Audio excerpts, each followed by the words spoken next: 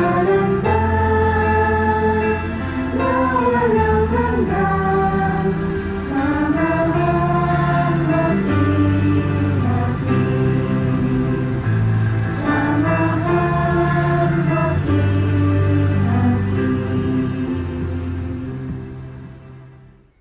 Unang Korinto 2:9-12. Nasusulat, ang mga bagay na hindi nakita ng mata at hindi narinig ng tainga at hindi pumasok sa puso ng tao ay ang mga bagay na inihanda ng Diyos para sa kanila na nagmamahal sa Kanya. Ngunit ang mga ito ay ipinahayag sa amin ng Diyos sa pamamagitan ng Espiritu, sapagkat sinisiyasat ng Espiritu ang lahat ng mga bagay, maging ang malalalim na mga bagay ng Diyos. Sapagkat sinong tao ang nakakaalam ng isipan ng isang tao, kundi ang Espiritu ng tao na nasa kanya. Kaya't walang nakakaalam ng mga isipan ng Diyos maliban sa Espiritu ng Diyos.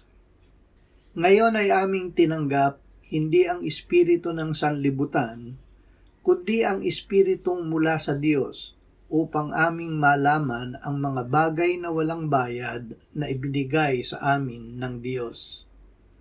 Ang isipan ng Diyos.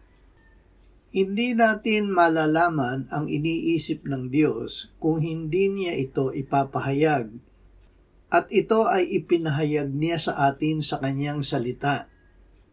Ang Panginoong Hesus ang salita ng Diyos na nagkatawang tao. Ipinakilala niya sa atin ang Diyos Ama sa pamamagitan ng kanyang salita na espiritu at buhay. Sa kanyang pangalan ay ibinigay sa atin ng Ama ang Espiritu Santo, ang ating mga aliw na nagtuturo sa atin ng lahat ng mga bagay at nagpapaalala sa atin ng lahat ng sinabi ni Jesus na ipinasabi sa kanya ng Ama.